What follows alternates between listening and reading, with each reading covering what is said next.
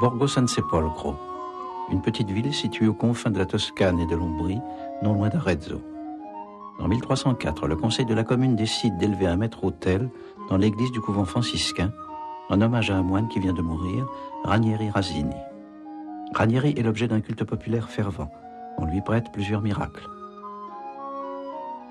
Un siècle plus tard, en 1426, les franciscains demandent à un menuisier, Bartolomeo di Giovanni d'Angelo, de construire un retable au-dessus de cet autel.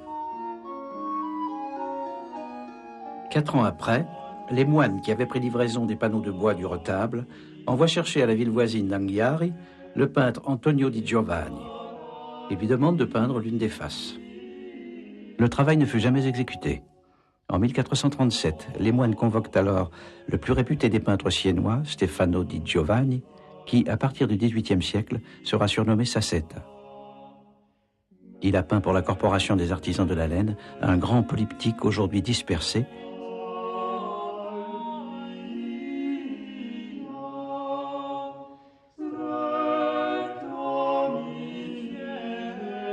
et pour la cathédrale de Sienne, la Madone des Neiges. On connaît aussi d'autres tableaux de lui, parmi lesquels un Saint-Martin, 2 fragments d'un même panneau sur l'adoration des mages. Un contrat est établi devant notaire.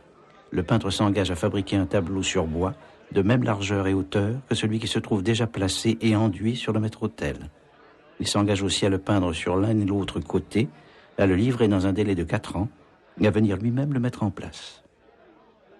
Il recevra pour ce travail 510 florins.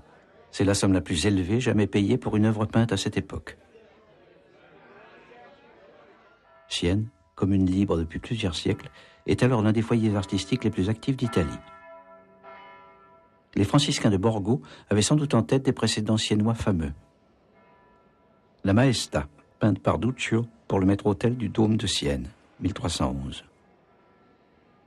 Le polyptyque de Pietro Lorenzetti pour Santa Maria d'Arezzo, 1320. Le polyptyque de la Résurrection, peint par un élève de Lorenzetti pour la Badia San Giovanni à Borgo. D'autres polyptyques florentins étaient fort réputés, aussi bien pour leurs images que pour la richesse de leurs encadrements. Le couronnement de la Vierge de Lorenzo Monaco, 1413, ou l'adoration des mages de Gentile da Fabriano, 1423. C'est peut-être un autre retable encore qui a servi de modèle, celui peint en 1403 par Taddeo di Bartolo pour le maître-autel de San Francesco al Prato de Pérouse. C'est un polyptyque à double face. La forme en croix grecque des églises franciscaines justifiait cet arrangement. La face antérieure du retable, vers la nef, était destinée aux fidèles et montrait la Vierge et les saints.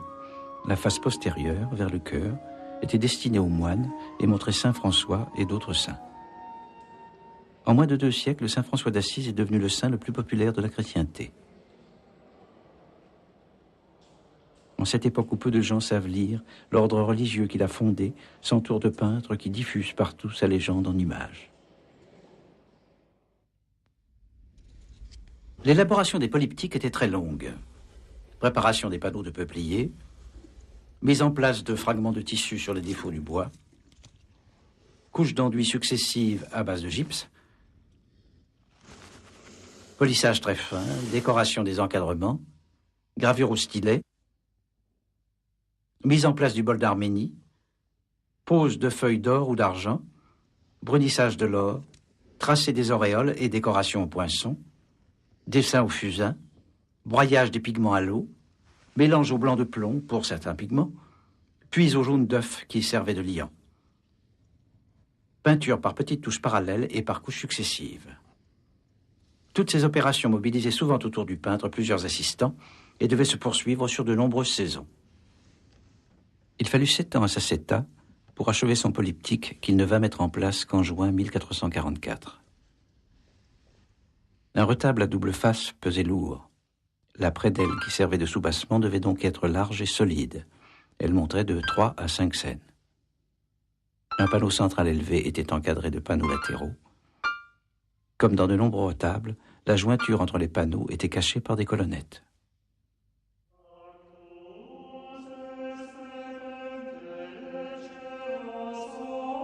Un ensemble aussi important devait être soutenu par des contreforts latéraux, comme le montre le retable de la chapelle Rinuccini à Santa Croce de Florence. Il existait sans doute un second registre, une série de panneaux montrant des saints ou des prophètes, peut-être surmontés eux-mêmes de pinacles. Enfin, moulures, flèches, sculptures peut-être plus complexes et dorées couronnaient le tout.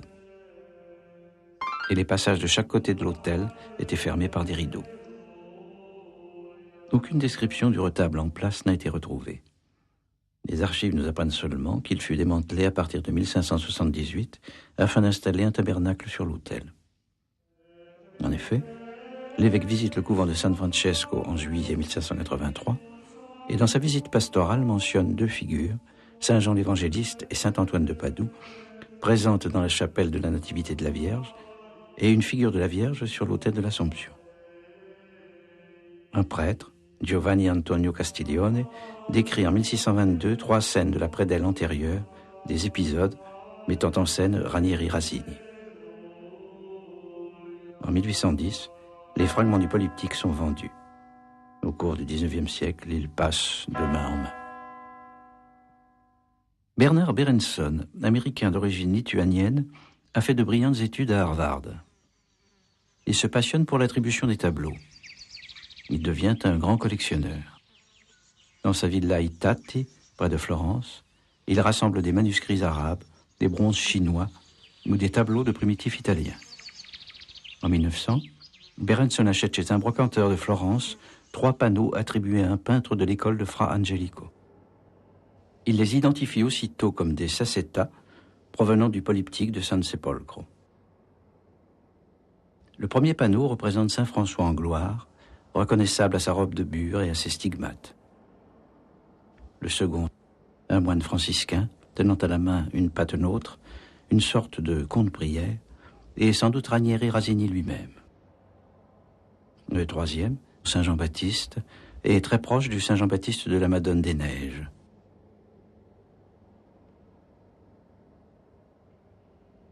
Berenson relie ces panneaux à d'autres panneaux illustrant des épisodes de la vie de Saint François et est présent alors en France. Dans la collection d'Emmanuel Chalandon, Saint François donne son manteau au pauvre chevalier.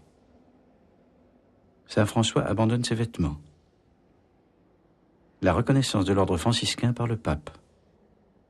Saint François reçoit les stigmates. Saint François prouve sa foi devant le sultan d'Égypte. Les funérailles de Saint François. Dans la collection du comte de Martel, Saint François apprivoise le loup de Goubbio.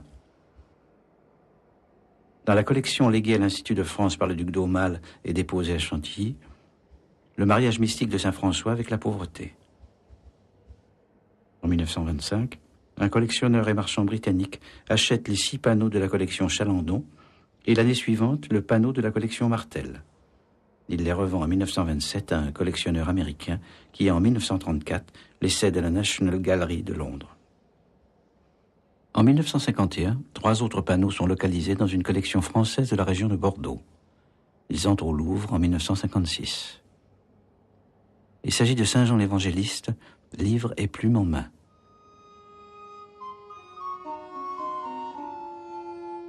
De Saint Antoine de Padoue, de sa main droite s'échappent des flammes, symbole de son amour pour Dieu. Et de la Vierge, assise sur son trône, portant l'enfant Jésus et entourée d'anges. Ce sont bien les 3 panneaux que citait l'évêque lors de sa visite pastorale de 1583. Il était donc possible d'émettre une première hypothèse sur la façon dont le polyptyque était assemblé à l'origine. Autour du panneau de la Vierge, les 4 grands saints, et au revers, le panneau de Saint François en gloire, encadré par 8 scènes de sa vie. De nombreux indices permettent en effet de relier ces 14 panneaux. D'abord les aspects les plus évidents. Les moulures en vrille de vigne se retrouvent sur les cadres à 3 ou à 5 lobes.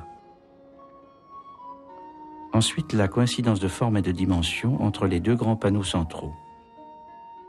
Les panneaux montrant les saints ont la même largeur que les panneaux décrivant la vie de Saint François.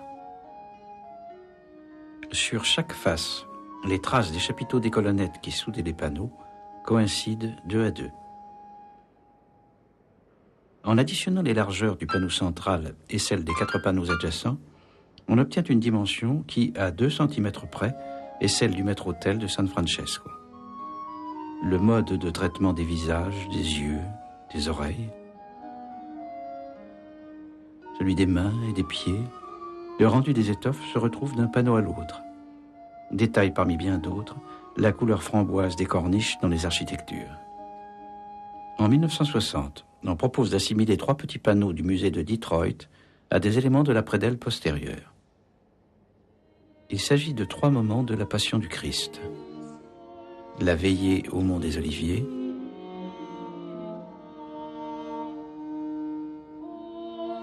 l'arrestation de Jésus,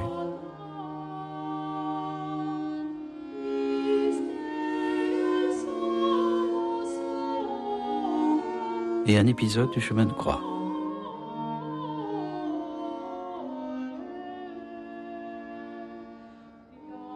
Le style des visages et des mains, le rendu du mouvement sont proches de ceux des autres panneaux. On retrouve la corniche framboise.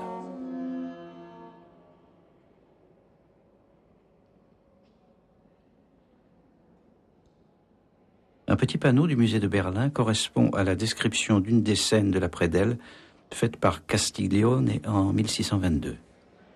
Les habitants de Borgo viennent à Rome demander à un cardinal du baume pour embaumer la dépouille de Ranieri Rasini.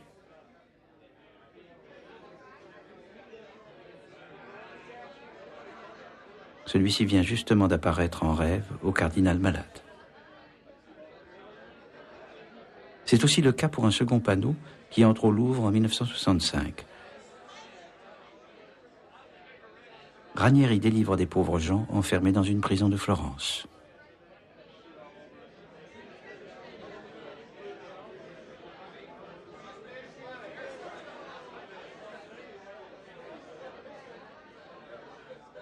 C'est encore ce même texte de Castiglione qui permet d'identifier dans une collection privée un 3e panneau, finalement acquis en 1988 par le Louvre.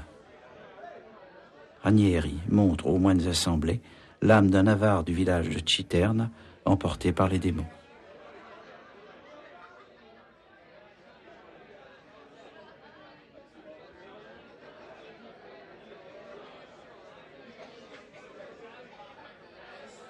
Ce fragment offre un indice de plus. Le revers d'un tableau porte souvent de nombreuses marques. Sur ce panneau, traces de scie ou de ciseaux à bois, traces de clous ou de cisailles, attaques de verre, étiquettes successives avec des attributions erronées, puis de plus en plus précises, cachées, inscriptions à même le bois, à la craie ou à l'encre. Et parmi celles-ci, le numéro d'inventaire de la collection du cardinal Fesch, l'oncle de Napoléon. Le panneau du Louvre porte le numéro 767, le panneau de Berlin porte le numéro 751. Présents ensemble dans la collection Fesch comme des tableaux de l'école de Fra Angelico, ils furent rachetés par le fils de Lucien Bonaparte, Charles Lucien, qui le remit en vente chez Christie's, à Londres, en 1853.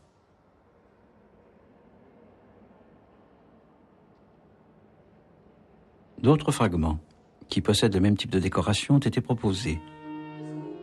2 saints, Laurent et Étienne, du musée Pouchkine à Moscou,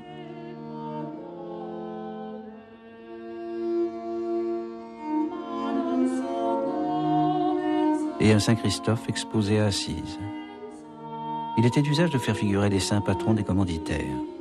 D'après le contrat, Christophe était le prénom d'un des commanditaires du polyptyque, l'autre s'appelait André. Il est donc possible que l'une des autres figures décorant les contreforts ait été un Saint-André. Plusieurs hypothèses encore ont été formulées. Une annonciation du Metropolitan Museum de New York aurait pu être le pinacle de la face antérieure. Elle montre, face à l'ange Gabriel, une vierge dont le visage est en effet très proche de celui du grand panneau central. Cependant, sa largeur ne correspond pas à celle du panneau central. Il faudrait donc imaginer un étage intermédiaire. Un Saint François au pied de la croix du musée de Cleveland aurait pu être le pinacle de la face postérieure, au-dessus du Saint François en gloire.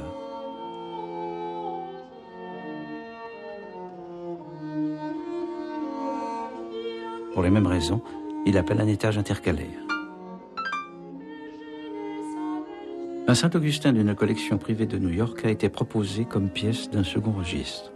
Il faut donc en déduire l'existence de figures similaires pour les autres panneaux, comme on le voit dans tant d'autres retables. Cela implique qu'en plus des 26 fragments recensés avec presque certitude à ce jour, le polyptyque aurait pu compter encore une trentaine de pièces.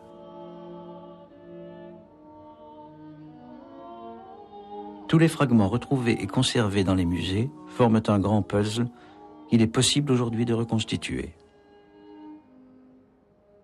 La Vierge était au centre, les saints bibliques près d'elle, les saints franciscains plus récents à l'extérieur. La face consacrée à saint François est plus complexe.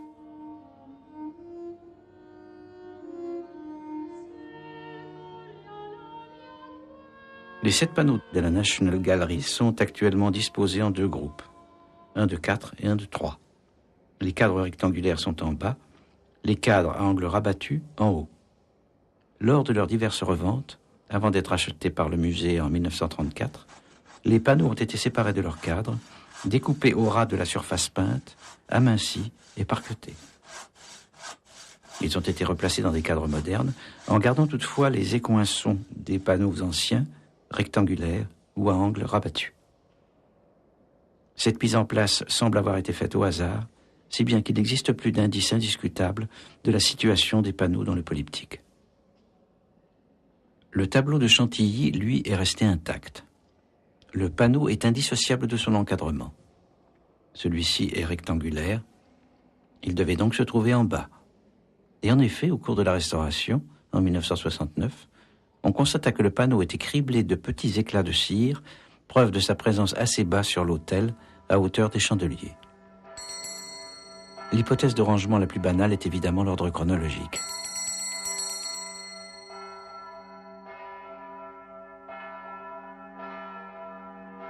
La première image devait donc être la première scène de la vie de François, la rencontre avec le pauvre chevalier, et la dernière image, celle de la mort du saint. Sur les photographies publiées par Berenson dans son article de 1903, alors que les cadres, croit-on, n'ont pas encore été démontés, le cadre de l'épisode du chevalier est, en effet, à angle rabattu, alors que celui de la mort est rectangulaire. Un auteur a suggéré une alternance de ciel bleu et de fond d'or. L'ordre est à peu près compatible avec la chronologie et tient compte de toutes les données historiques et photographiques. Giotto, dans les fresques d'Assise, tentait de représenter la profondeur par toutes sortes de décrochements de plans souvent contradictoires. Plus tard, à Florence, Masaccio, peignant sa fresque de la Trinité pour Santa Maria Novella, applique, sous l'influence de l'architecte Brunelleschi, des principes géométriques nouveaux à la représentation de l'espace. Pour un regard situé à mi-hauteur de la fresque, les lignes de fuite des caissons de la niche donnent une impression de profondeur. Sacetta, qui a pu voir la fresque de Masaccio, reprend les mêmes principes. Il marque les lignes des marbres de la corniche, sur laquelle se tiennent les saints, et fait converger les lignes de fuite du trône de la Vierge, creusant ainsi en profondeur l'espace du paradis. La perspective dans les scènes narratives est parfois obtenue à l'aide d'architecture très charpentée, en jouant sur des colonnades, des estrades, des plans successifs de bâtiments.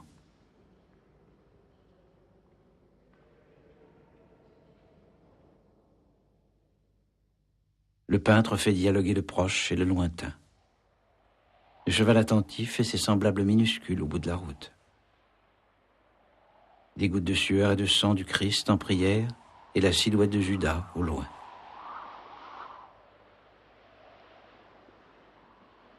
Nouveauté formelle, la figuration du volume. Les yeux sont sphériques et tournent dans leurs orbites. De même, l'épaisseur et les reliefs des corps sont rendus très sensibles. D'une part, grâce à la modulation de la couleur, 5 tons d'une même laque rouge permettent le modelé de la toge de Saint Jean-Baptiste. D'autre part, grâce à des jeux d'ombre obtenus à l'aide de verdaccio, un mélange de pigments bruns et verts. Sacetta restitue articulation, plis, rides, tendons, veines, quitte souvent à les exagérer. Mains et pieds jouent un rôle fondamental. Ils sont porteurs de stigmates ou éléments de gestes clés.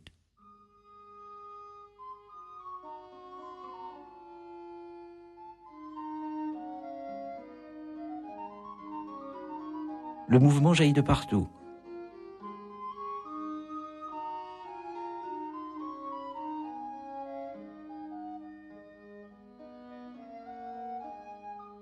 Le geste de Piero de Bernardone, furieux lorsque son fils abandonne ses habits. Le geste de François, qui s'apprête à traverser le feu.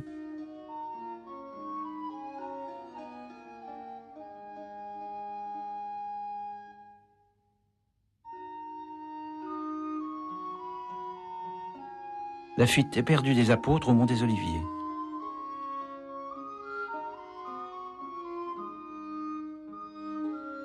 Chaque fois, le déséquilibre des membres crée une sorte de tension, de temps suspendu dans la narration. Dans le Saint François en gloire, l'espace marin ou lacustre très profond est suggéré par deux procédés. La diminution régulière du motif répété des vagues et la désaturation progressive de la couleur verte. Ce procédé de désaturation est aussi utilisé dans les ciels bleus, où Sacetta restitue avec une grande simplicité de touche le spectre du ciel toscan. Les fonds d'or, jadis polis et réfléchissants comme des miroirs, ont été abrasés par des nettoyages successifs. Ils montrent surtout aujourd'hui le bol d'Arménie rouge. Sur la plupart des grands panneaux, les systèmes de couleurs sont quelque peu dégradés. Ils devaient être très recherchés, si l'on en juge par le savant équilibre du Saint-Jean. À chaque ton de la toge rose correspond un ton du manteau vert. Les carnations des anges, de la Vierge et de l'enfant Jésus, les roses du paradis qu'on voit derrière le trône, la doublure du manteau forment des taches très claires. Les couleurs sont donc disposées pour que les effets les plus brillants soient produits au centre. De même, sur la face postérieure, les effets colorés les plus intenses sont au centre. Le peintre figure des lumières de la mandorle, nimbe ovale autour du corps du saint, et de l'auréole, nimbe circulaire autour de sa tête. La distribution régulière des panneaux et l'alternance des fonds d'or et des ciels bleus produisent de loin un effet de symétrie. Cette symétrie générale de l'ensemble se retrouve dans les scènes, souvent divisées en deux épisodes successifs. Sacetta aime aussi opposer intérieur et extérieur.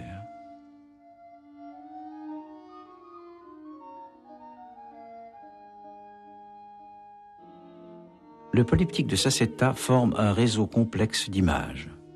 Plusieurs récits se répondent en contrepoint.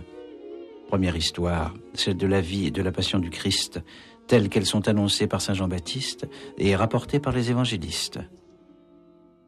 Le Christ enfant dans les bras de sa mère, le Christ adulte dans les différents stades de sa passion, le Christ sous forme allégorique. Selon une légende antique, le pélican s'ouvre le ventre pour nourrir ses petits. Niché au-dessus de la croix, il est une sorte d'écho du Christ. Seconde histoire, celle de saint François. La vie, les miracles, les souffrances et la mort du saint répètent en le transposant le cycle du sacrifice du Christ. Sa position les bras en croix évoque celle du Messie. Saint François, autre Christ, est un thème qui apparaît parfois dans le légendaire chrétien à partir de la fin du XIVe siècle. Aux trois vœux de l'ordre franciscain, la chasteté avec sa tige de lys, l'obéissance qui porte le joug et la pauvreté, s'opposent, piétinés par François, la luxure appuyée sur un cochon noir, l'orgueil, guerrier en armes avec un lion, l'avarice, vieille femme serrant ses sacs d'or et flanquée d'un chien. François porte les stigmates. Le 17 septembre 1224, près des grottes du mont Alverne, un séraphin paré de 6 paires d'ailes et ressemblant au Christ crucifié, lui apparaît et lui transmet les 5 blessures provoquées par le clouage sur la croix et par le coup de lance du centurion romain. Saint François fut le premier stigmatisé. Il eut des blessures réelles, saignantes et suppurantes, que les moines pensèrent chaque jour jusqu'à sa mort et qu'il n'aimait pas trop montrer. Après lui, d'autres mystiques furent ainsi marqués, Catherine de Sienne, Thérèse d'Avila, Catherine Emmerich. Les cas de stigmatisation ont continué jusqu'à notre époque, comme en témoigne la vie du Padre Pio.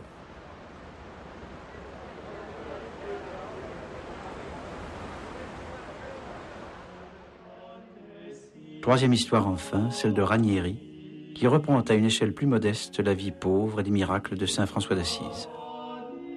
Lui aussi fait des prédictions, lui aussi fait des miracles, et on raconte sa vie édifiante dans l'espoir d'en faire un saint dont la gloire rejaillirait sur la petite ville de Borgo San Sepolcro.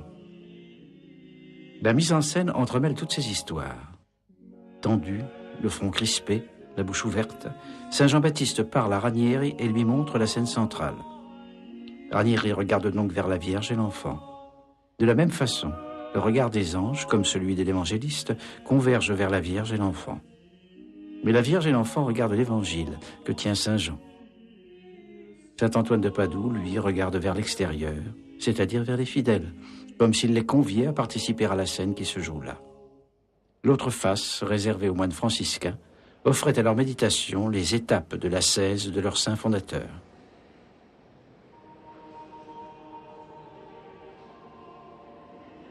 L'ensemble du retable répondait ainsi à un dispositif rigoureux, dont le peintre au départ n'était pas le maître.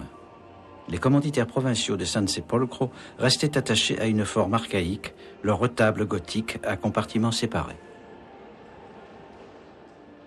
Sacetta respecte le programme religieux, mais il introduit un peu de modernisme florentin dans une œuvre multiple qui frappera vivement tous les visiteurs. L'un d'eux, Piero della Francesca, s'inspire de la silhouette de saint François pour sa Vierge de la Miséricorde. Le polyptyque de Sacetta marque sans doute l'apogée d'une forme. D'abord simple panneau, le retable s'était compliqué à l'époque gothique. Il finit par compter un grand nombre de panneaux. Dans les écoles du Nord, il présente souvent des volets mobiles. Il atteint parfois des formats très importants. À l'inverse, des variantes miniatures sont destinées aux demeures des particuliers ou aux oratoires.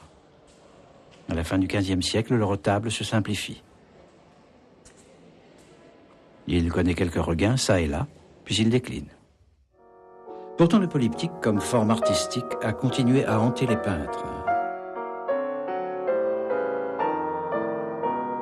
Quant à la narration en images successives, elle est devenue au XXe siècle des plus familières, dans ses formes nobles, comme dans ses manifestations plus populaires.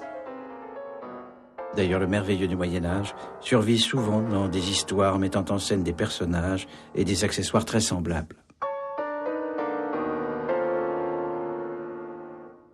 En 1954, pour le 650e anniversaire de sa mort, l'Église décida d'extraire Ranieri de son sarcophage. Le bienheureux apparut, intact, dans sa bure de franciscain. Les fidèles, oubliant l'épisode de l'embaumement, crièrent au miracle. La dépouille fut exposée quelque temps devant le maître-autel.